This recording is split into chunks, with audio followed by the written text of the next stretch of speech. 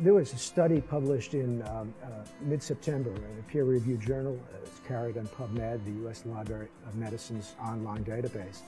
It was a Canadian study. University of Calgary scientists were involved in this, that looked at PTSD sufferers in New York as a result of 9/11. And they compared two groups of people, New Yorkers who were suffering from PTSD as a result of the terrorist attacks, and those that weren't. And they made sure that the socioeconomic factors are similar. They tried to find two relatively similar groups, but for the fact that half were showing PTSD and the other half were not presenting that.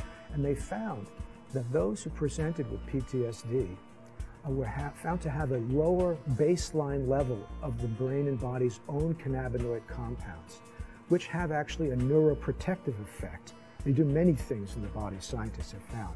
But those who have a lower baseline level, who have an endocannabinoid deficiency, you might say, are those who are suffering from PTSD, while those who have, let's say, a normal baseline level of these very important compounds were not suffering from PTSD.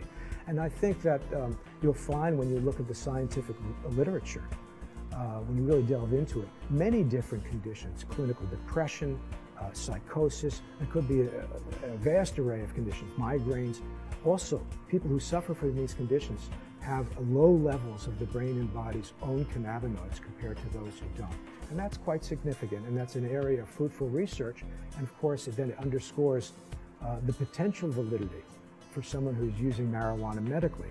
You can see why. If their baseline level of these essential compounds are low, and that marijuana becomes a substitute for that and can enhance the signaling of the receptors in the brain that respond to these endogenous and plant cannabinoids, you could see why marijuana would be a relevant therapy.